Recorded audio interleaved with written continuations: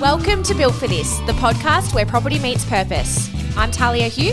And I'm Megan Rovers. Together we're here to unpack the real stories behind the people shaping the property industry. From bold first steps to career-defining moments and the life lessons they've built along the way. If you're passionate about property, curious about the human side of success, or just looking to build something meaningful, you're in the right place. So let's unpack it. Welcome to Built for This. From dominating on the court with the Melbourne Vixens to launching her own business and stepping into property, today we're joined by Emily Mannix. Emily's not only an elite netballer and new mum, she also unpacks her rent vesting strategy, property journey, developments and the launch of Ball for All. We dive into how she's balancing it all: motherhood, elite sport, business and building for the future. It's raw and inspiring conversation, so let's unpack it. Hello and welcome, Emily, to the podcast. Thank you so much for joining us today. Thank you for having me. Exciting to be here. So excited to have you. For those who don't know, well, actually, tell us a little bit about yourself. Oh, where do I start? A very broad question, isn't it? It is. I'm Emily. So I grew up on the Bellarine Peninsula. I've grown up around here my whole life.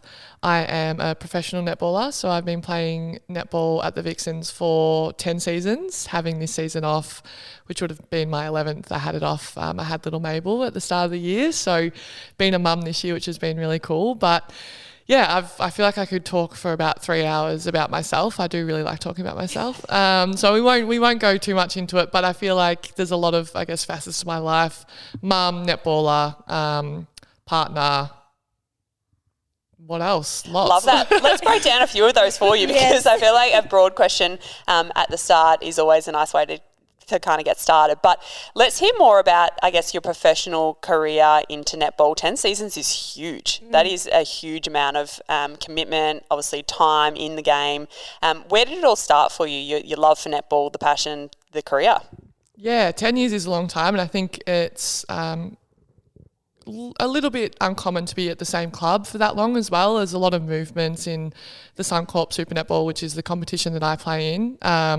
There are 8 teams, 10 players per team, and you know, there's a lot of players that have to move elsewhere away from home early on in their career, and I've been lucky enough to be able to stay at the same club in Melbourne, which has been really great in terms of being close to family. I'm such a big family person, so being able to stay close to home has been amazing. But I started playing netball when I was about 6 years old. I played heaps of different sports growing up. I loved being active. I'm the eldest of 4 kids, so we were all outside all the time playing a lot of sport, and mum and dad obviously driving us around. So started playing netball when I was 6, similar to a lot of people's stories of, you know, everyone at school was playing and I wanted to play, and asked mum, and she grew up playing netball at Drysdale Footy Netball Club as well, which is where I sort of kicked everything off.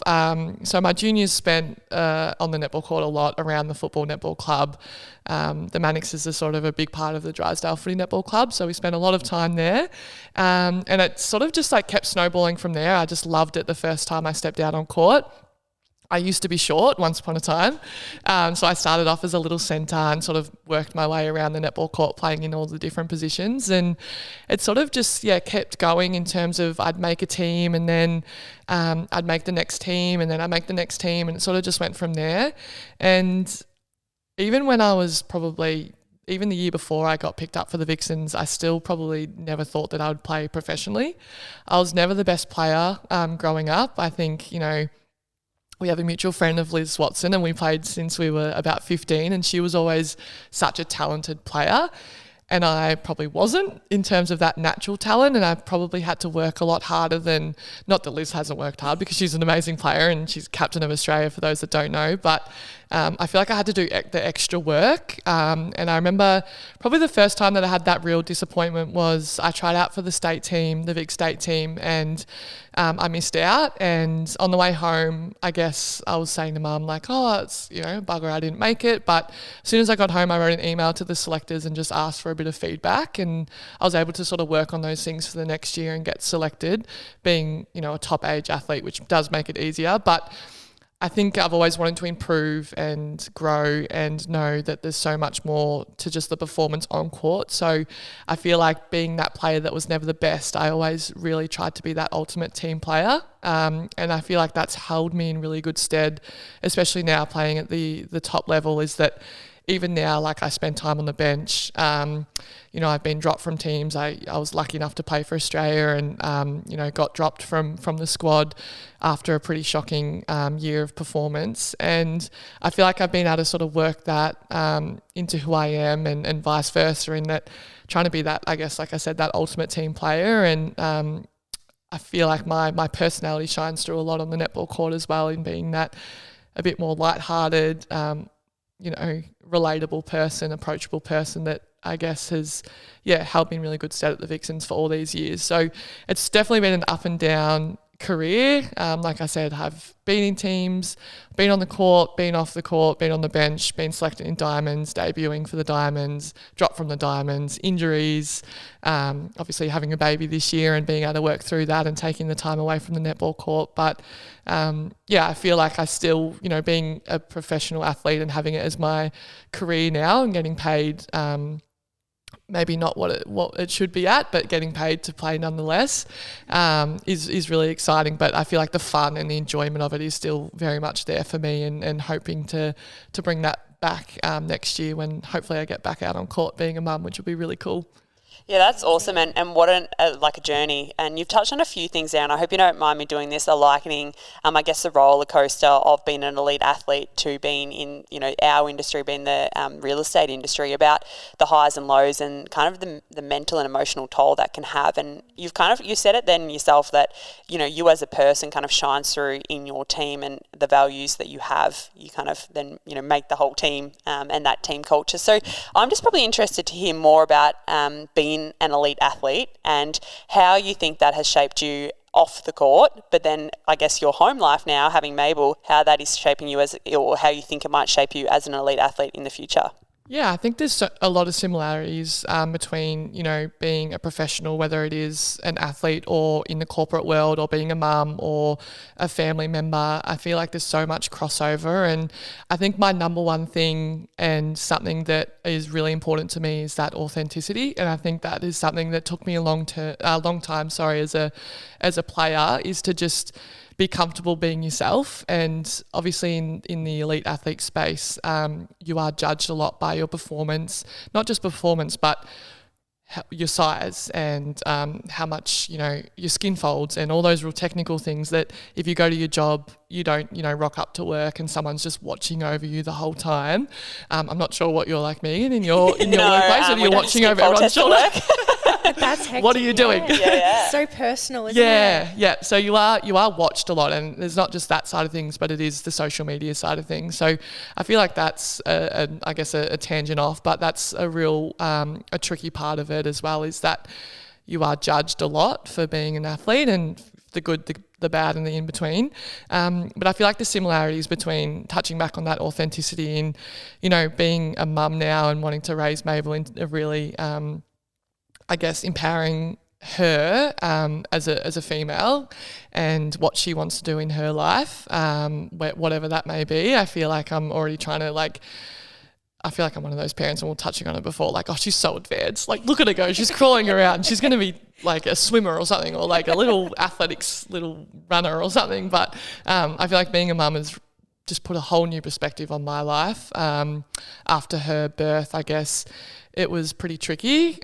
We spent a week up in NICU at the Royal Women's after she was born. She was born with HIE, so oxygen loss to the brain. And it was a bit of touch and go there for a while. And that just changed out, my partner Ari and I, our life, I think, forever. And opened our eyes to just how vulnerable life is and how lucky we were to, you know, be able to leave that hospital with Mabel in our arms, and meeting so many families that didn't get that opportunity. And we were in sort of, the really intense part of the hospital where, you know, there was some really sick little bubs in there. So that's a whole nother, you know, perspective on life. And I guess that side of things, being a mum, has been challenging and has opened the door to a lot of different experiences, but I'm really enjoying that phase of our life. And then touching on sort of more of that off court and what we do, what I'm doing off the court. I guess I also started a netball coaching business at the start of the year, Ball for All, which was something that my partner and I have been working towards for many years, but what a better time to start it having a newborn. I was like, yeah, let's get this going. So we started that, which was really cool. And then we sort of dabble in a bit of property and that sort of thing as well, which we've been doing since around 2017. We bought our first property together. So I feel like, yeah, lots that goes on in our lives and my life, but the juggle's real at the moment, but I'm trying to, be my best self in all of those. And I think that authenticity, touching back on that again, and is a really important part of that as well. I love to hear more about the property journey for you. So 2017 was the first purchase. What did that look like?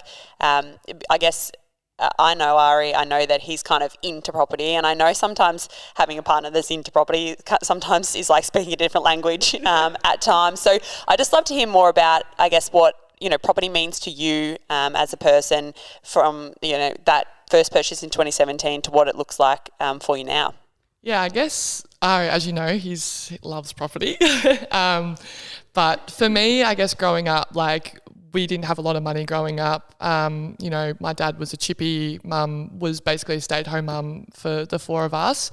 And money wasn't something that we really spoke about. We just had our family home that Dad built. We'd sort of moved a few times. We maybe lived in 4 or 5 houses that were either rentals or purchased. And like I said, we didn't really talk about money, property, all those things. And it wasn't until I met Ari, we've been together since around 2015, and he'd bought his first property when he was 18, so a few years earlier, and he'd sort of learnt those things through his dad, I guess, and he started sort of teaching me about different things. And we'd only been together a couple of years, and we bought a property together, which is kind of a big deal, I think.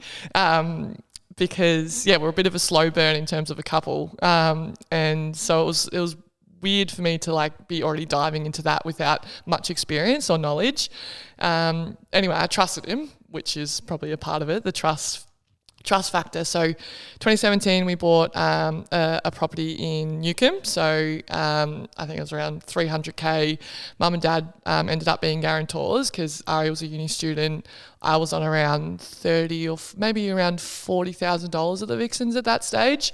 So big income earners we were. So had to get Mum and Dad to be guarantor for that, which they just took the equity from their house in St Leonard's, our family home, and were able to purchase that. And it was definitely a bit of a doer-upper, cement sheet, a little property in Newcomb that needed a bit of work. So very lucky that I come from a tradie background in terms of the family that I have. So Dad, my brother's a plumber, my other brother's a chippy, Dad's a chippy. I feel like in that, when you're doing renovations and those sort of things, comes in handy yes. with the price of that these days. So we did a lot of the work ourselves. We did sort of a cosmetic reno just to be able to get it rented out. So we did that. I was there in the off season painting. I think I remember Ari painting one time. We're not practical, and I think this is a really great lesson for people, is that you don't have to be super practical to just give it a crack. I don't know if you know Ari in terms of what he's capable of. Don't even know if you could pick up a hammer and hit the nail with the right side of the hammer. But I think that's really empowering that you can give it a go, and it does help with obviously the tradie family members. But we were there painting, we were doing lots of bits and bobs. So I remember Ari did about 4 coats of the lounge room because he just was not doing it right. I was like, I'm having to come and save you. And I was like, how many times do you need to paint this bloody house? Anyway, so we did all that. We rented it out, and in the background we were doing a subdivision as well. So went through council, the process of that took a long time, and managed to build a property at the back of that with a shared driveway, and that was probably another learning with all that as well. So that was our first property purchase at the start of 2017, and then at the end of 2017 we bought a shop and house in East Geelong. This was like an old computer shop. People probably know it's on St Albans Road. It was this bright yellow brick building, very run down.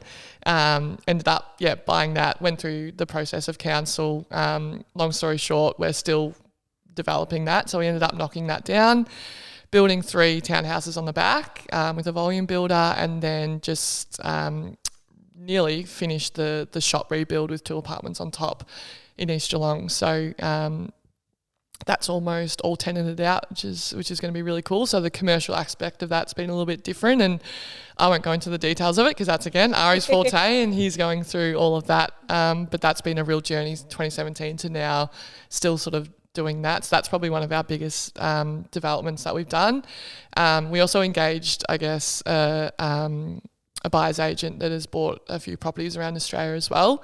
Obviously, we know Geelong so well. We've grown up here. We sort of know the market around here and can do our research, but we sort of wanted to diversify a little bit around Australia. So ended up buying some investments, one in Queensland, one in WA in Perth, and recently one in our super in Wollongong, just outside Wollongong. We also bought one in Cryo as well, which was the second worst house that our building inspector has ever smelt.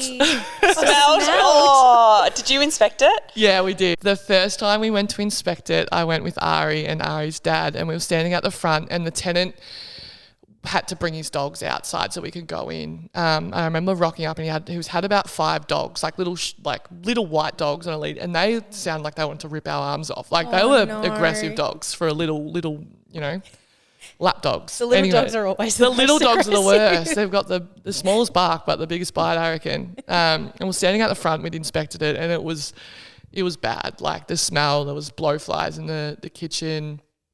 There was like a hoarding house, really. Yeah. There was like, I don't know if it was human or animal feces, but like everywhere. One of the bedrooms had like.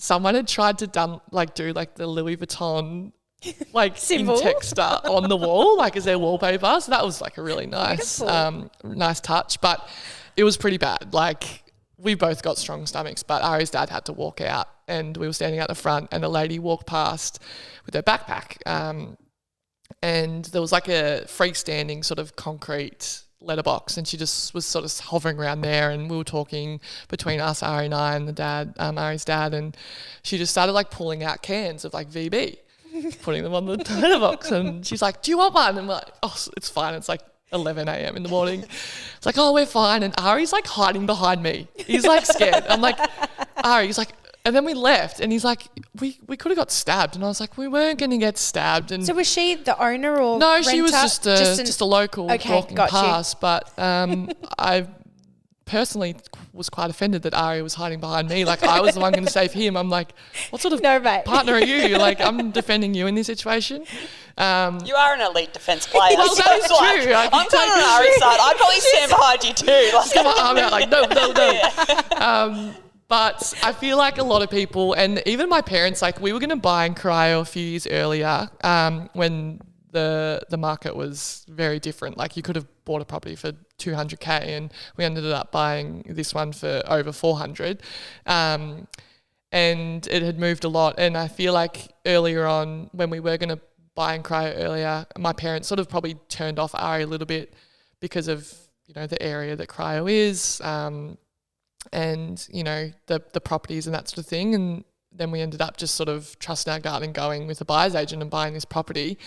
And I feel like a lot of people get turned away by that and not wanting to have to deal with that. And everyone has their own goals and what they're wanting to do, but we sort of just like take things on and give it a crack, and if it doesn't work out, then you learn, and it's life lessons, and sometimes have been sort of expensive life lessons and that sort of thing. But I think we're both like sort of go-getters and happy to give things a bit of a crack. So Ari's definitely opened my eyes to the property side of things. And I always say that like if I didn't meet Ari, I probably just would be like maybe owning my own home and just, not knowing what property can do. So he's definitely helped me in that. But yeah, I think we've done a few renos ourselves and had fun, and I feel like they're all like experiences and memories as well, like that side of things. Obviously we do it to give ourselves a bit of that financial freedom, but it's also like some pretty fun memories that we've made through,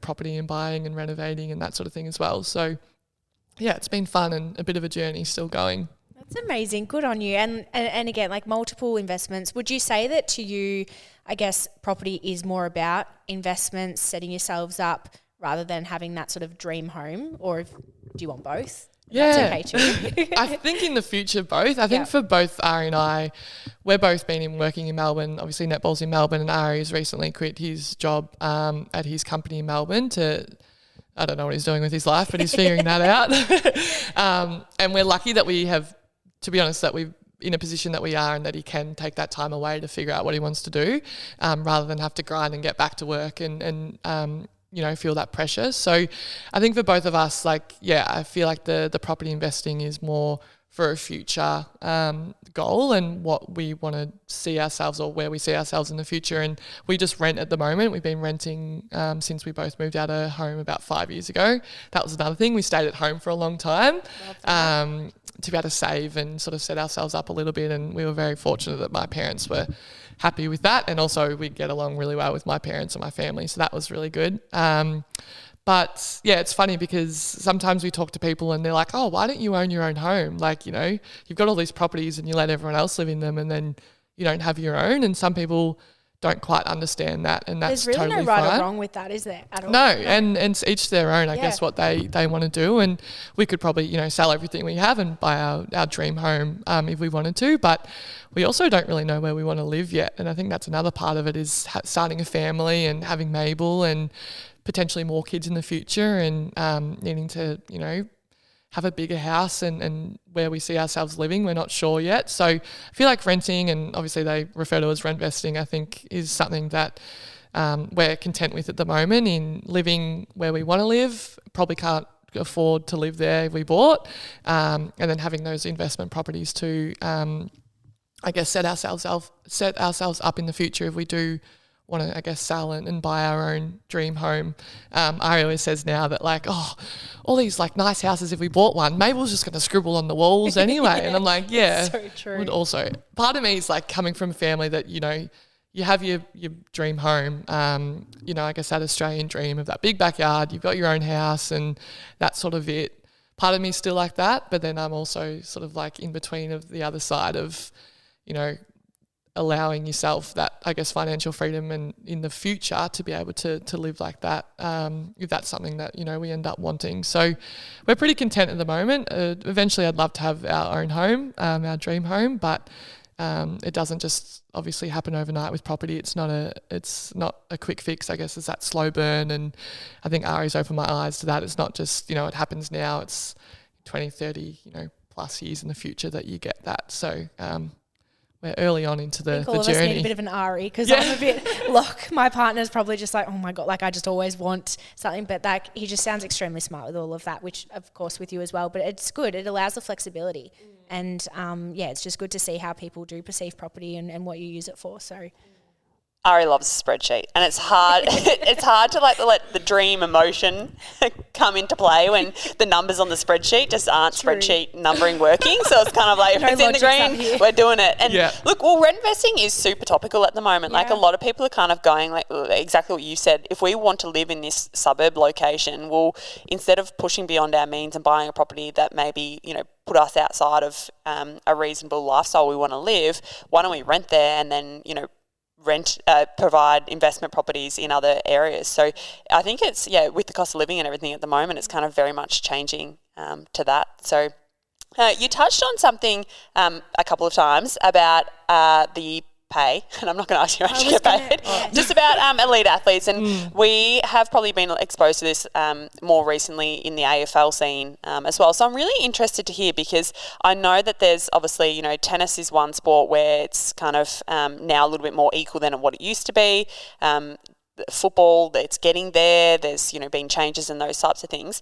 Netball, I would have assumed, and this is probably a little bit of a kick in the teeth to you guys, but I would have assumed that it has always been quite reasonable. I look at, elite athletes, as it should be a professional corporate job. You train, you work, you do so much. It's a full-time job. And as you said, you have so many sacrifices that you have to make for it. So where is it up to in, I guess, just a broad summary of, is it progressing? Has there been a big change or movement lately about it, or is it, fair and reasonable in your opinion? I don't want to get you into trouble as well. No, I think it's a great point and a great question. And obviously as a current player still, I've seen it, change and evolve over the last 10 seasons. when I started in 2015, I signed my first contract. It was a 2-year contract, and it was $13,500 per year, and you get paid for that 6 months of the season. So you'd have your pre-season, your season, and then you'd stop after 6 months, and you wouldn't get paid for the rest of the season. So I was also living in Melbourne at this stage, paying a very good deal in Q at a friend's. I lived with the Dunkleys, Lara, who plays for Firebirds, and Josh plays for Bulldogs, and I live with them, and they only charged me like $150 a week in Q, which was like next level. But all my pay was going towards that. So I ended up moving home at the end of 2015 because I just couldn't afford it. So 2015, I think the rookie salary was $13,500, which I was on. I think now it sits around $50,000. So, if you're a first year player or 1 or 2 year player, you're getting around that. I think the most paid athlete netballer would be on around $140,000. So sounds like a lot, but I feel like, and Ari and I talk about it a lot these days, is like, if you're earning like $100,000, which in my mind still seems like a lot of money, it's actually really not. Goes quick, especially when you've got a baby, yes, nappies, wipes. And you're on Amazon. Groceries. And that's what I was going to touch on as well, especially because, netball is a woman, dominated sport at the moment. Like, you're putting so much pressure on your body. How are we expected to, go and have a baby, support our families and things? And when you compare it to AFL and the money that's in there, or even cricket and things like that, it's baffling to me. And we have fallen behind a little bit with the increase in women's sport, which is obviously fantastic, and we all, as netballers, advocate for more women playing sport, whether it's netball or other sports. But it's sort of hard to see all these other sports catch up. Like, the era of the Matildas, they obviously did an amazing job, coming fourth or whatever it was in the World Cup. Like, I think it was around that. And that was like, they'd won everything, but Diamonds have been winning World Cups and Com Games for years, and they've just signed their CPA, the Diamonds, so they've had a 40% increase in pay, which has taken over a year to agree upon with Netball Australia, as well as sort of a rev share model and different aspects as well, which I won't get into. But a couple of years ago when we were signing the SSN CPA, which is the collective player agreement, it took ages, and we weren't getting paid. I think it was about 12 weeks that the players didn't get paid for, because we were willing to just keep fighting to be able to get a little bit of what we wanted, rather than just signing something in so we were able to get paid. So there was players in that time that were having to move with their parents, really struggling financially, mentally. We just had a bit of a technical difficulty. And a speech difficulty. So apologies, Emily. You're on a bit of a roll there. We were just chatting about women's sport pay and things like that. Was there anything else that you wanted to touch on? Yeah, I just think for me it's just about like keeping the sport moving forward, and I think I was touching on other sports catching up. Obviously AFLW, the cricket, the Matildas in their recent times. Netball's the number one participated sport for females in Australia, and we're going to lose a lot of players, potential SSN players, to other sports if we don't keep up, and that will then obviously affect our Australian team. The SSN is made up of 80 players, 59 of them are Australian and the rest are international. So we do have the best league in the world in terms of netball, and I think it's just, not unfair or unreasonable to want more. And the funny thing is that netballers are always very grateful, and I think, not being biased, but great role models, and really, I guess, like I said, grateful for what we get. But when you compare to other sports, whether it's male or female, we're lagging a bit behind. So I think it'll be when I'm long gone that, bless you, that we will start to see, that pay go up. But it has improved over the last 10 years. I would like to see that continuing to go up, because it is pretty demanding. Like, we train a lot, we play a lot, and I don't think it's super unreasonable to ask. But the flip side, I'm very grateful for this and the opportunities that it's given me, and will always be appreciative of that. But it's a bit of a tricky one, but very fortunate to be playing netball as a job. It's pretty cool.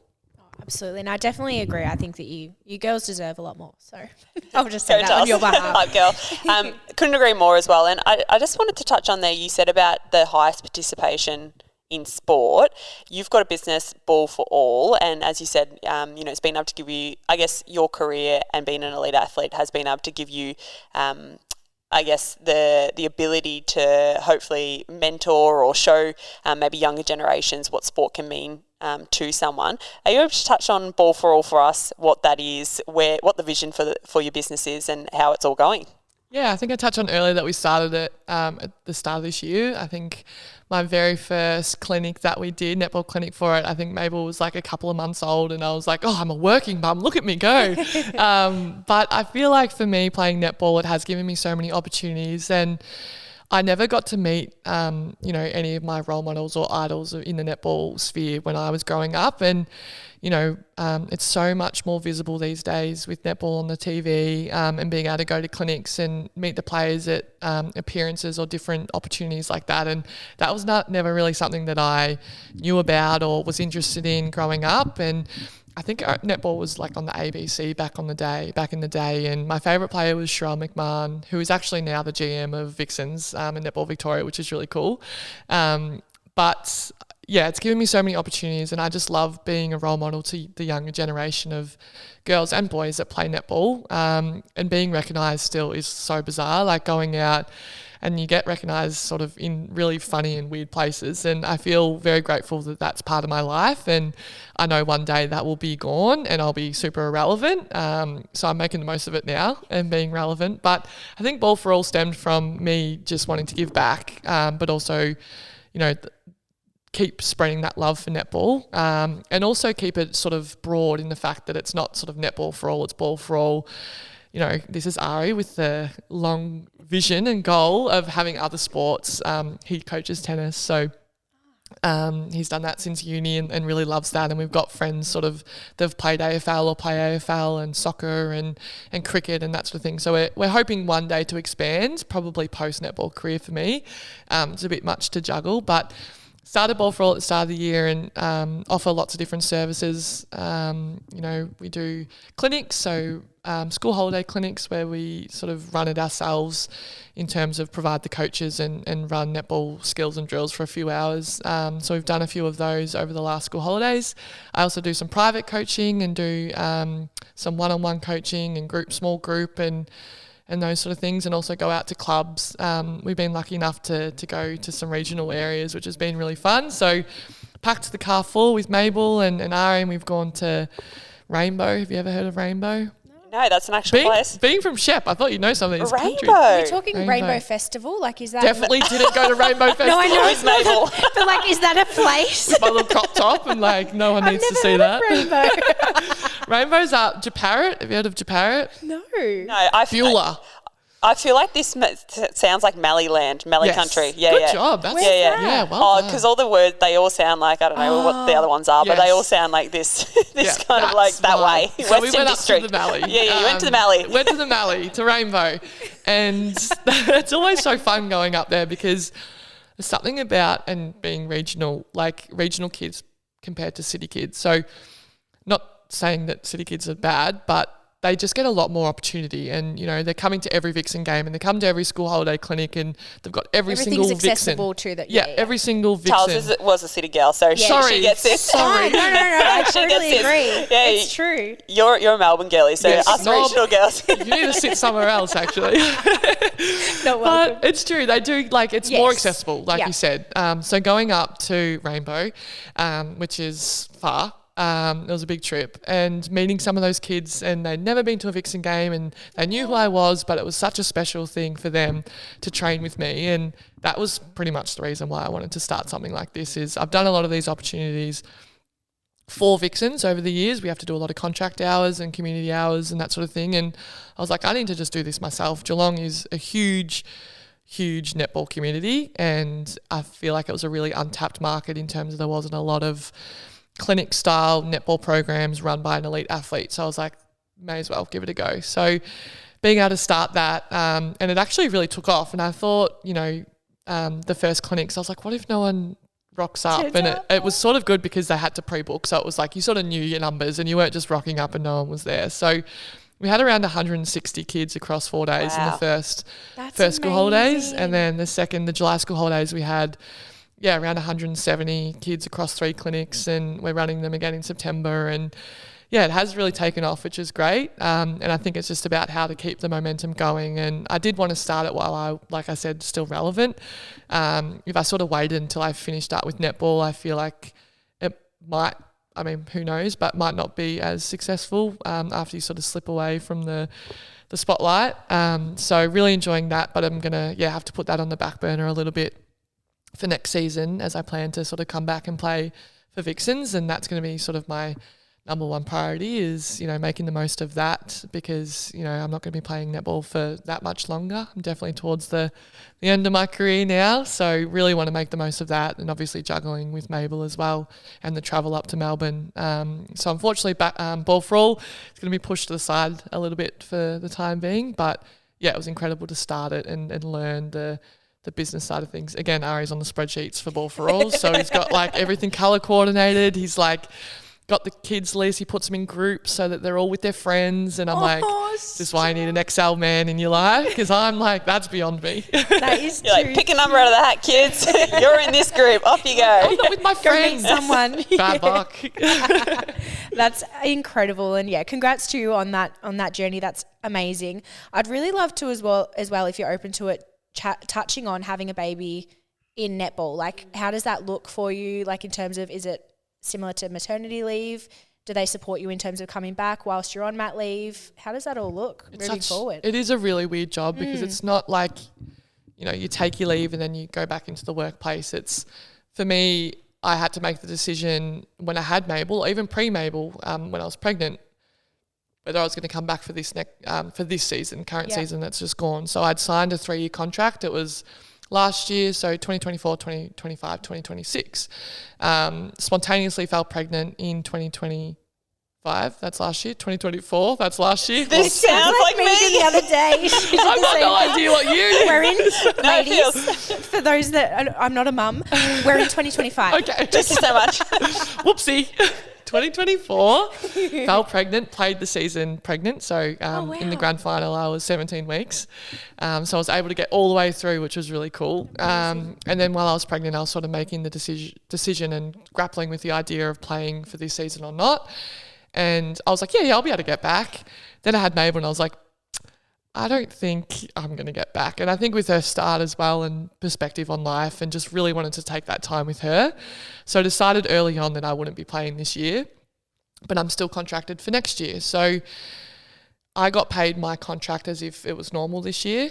So technically I was on mat leave, but it's not like an official, like you're on mat leave, because obviously the You're seasons. essentially still in you're still in employed. seasons. It's like, it's a weird concept and sort of very different. And the pregnancy policy in the CPA is very small. It's like maybe 3 sentences.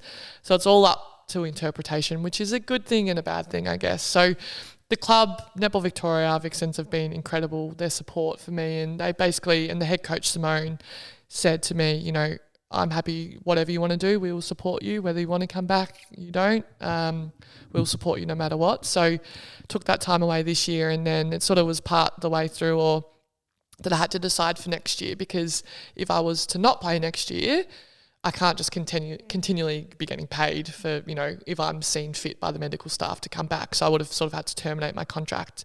But I decided to come back. So in saying that, it still might not go ahead. I don't really know how it's all going to unfold. I really hope that I do get back out there, but it's not that you just step back into, the office or the workplace. It's the physical. On your body. Yeah, the physical side of things, right? So I've got to be able to get myself to a certain level of fitness to be cleared to play. So it is a funny job where it's not just like a guaranteed your job back, because I've got to almost still prove myself to be out there.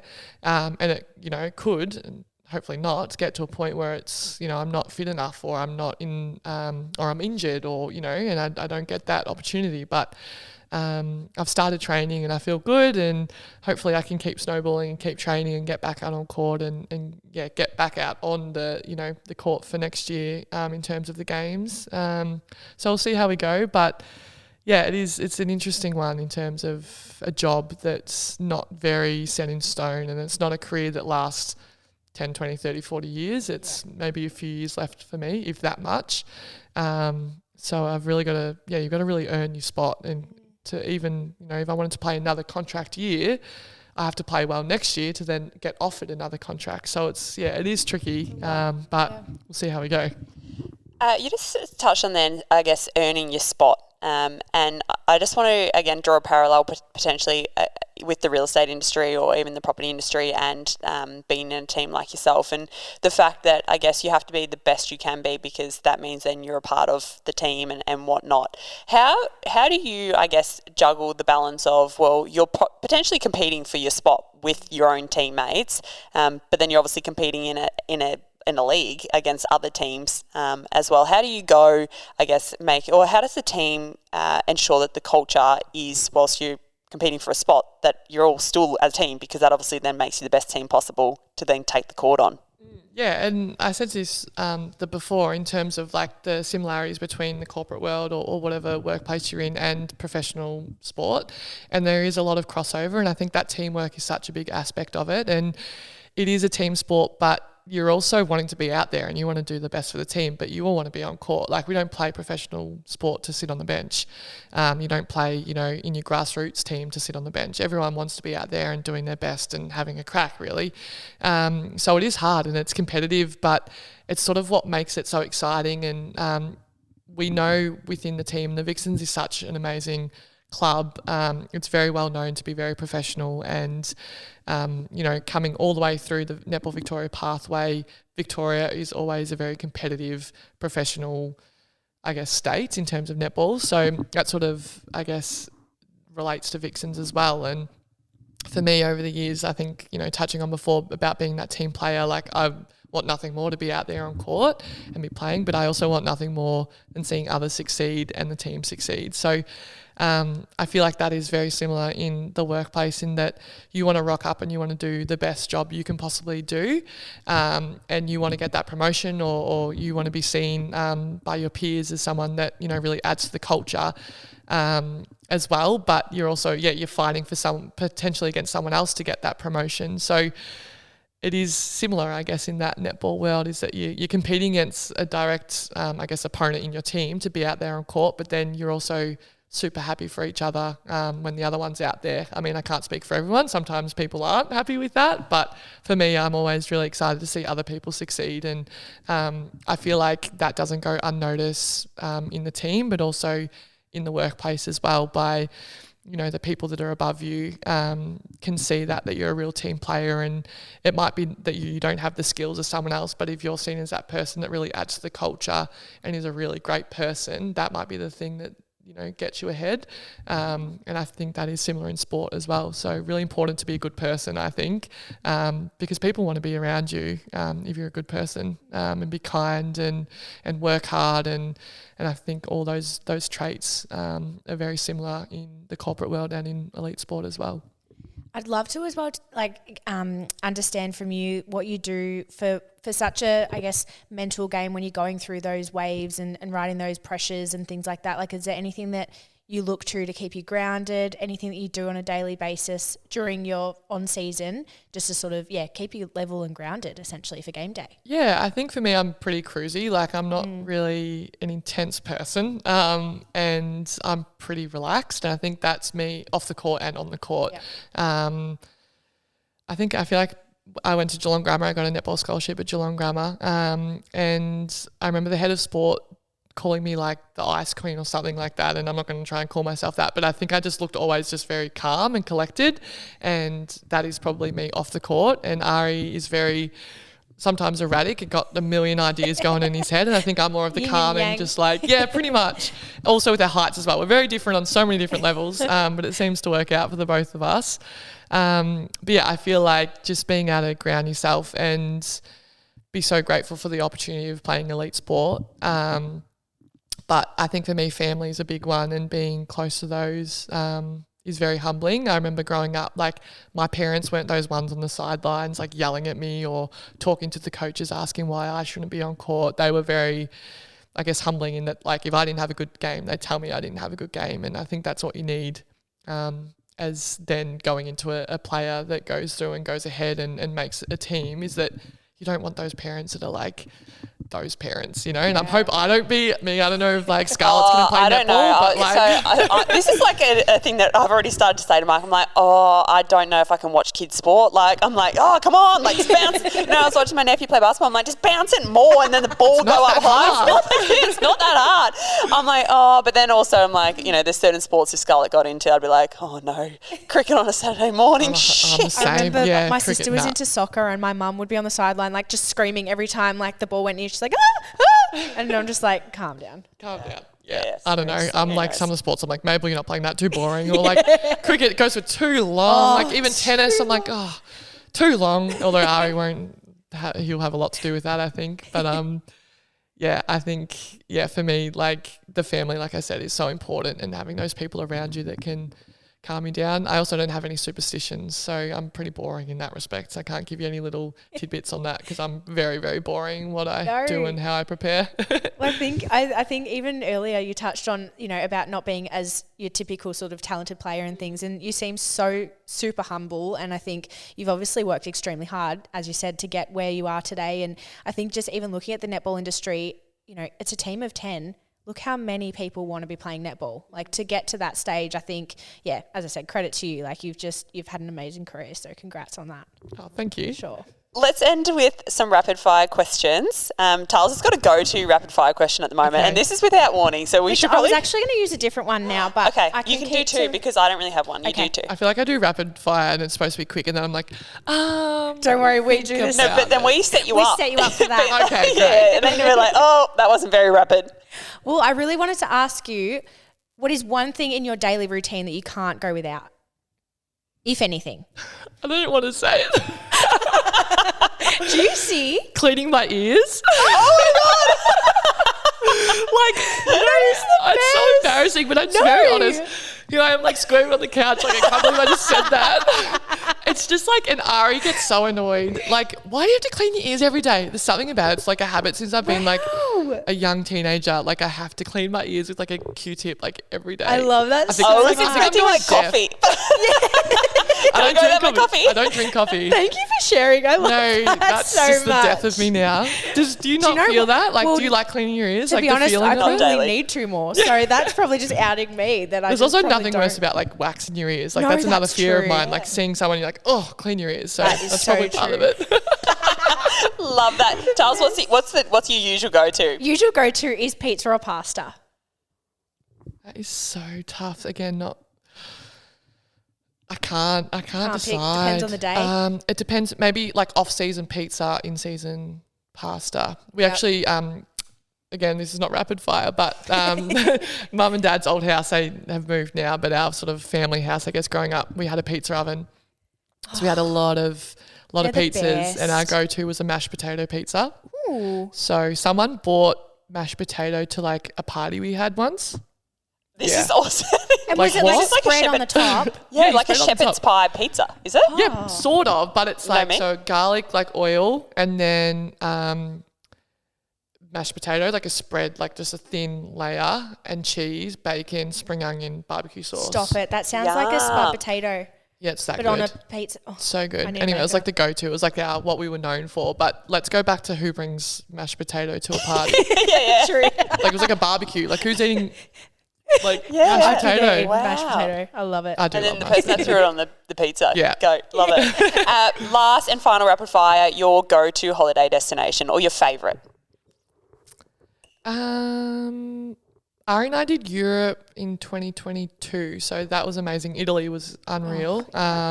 So that was pretty special. But we grew up camping, so like I said before, we didn't grow up with a lot of money, and I'm one of four, and I've got heaps, like about 20 cousins, and we always used to go camping to Echuca, up at the river or Apollo Bay, and they're probably some of my like most fondest memories is of camping. Like every time we go to Echuca, one of the cousins would get conjunctivitis. Like the same cousin or different cousin? Usually the same cousin. Sorry, Riley. But yeah, I feel like when you're growing up, you don't know whether you have money or like you don't know the value of money or what you're doing. You just want to be around people that you love, and I think camping was something that was like so amazing for us growing up and had some of the like I said, some of the best and funniest memories. But in recent years, I'm like, oh, Italy now, like changed. But both. I feel like you can have both. True. You can do a bit of both. Kinda lost so us. special. Yeah. Yeah. Love that. Thank you so much for joining us on the pod today, Emily. We could keep going on and on with questions, I feel. And yeah, really appreciate you taking the time. No, thanks Thank for you having so me. much. Thanks, and sorry for talking, and sorry for saying that I clean my ears a lot. I hope no one listens to that. I love that. You heard it here first. Thanks, guys.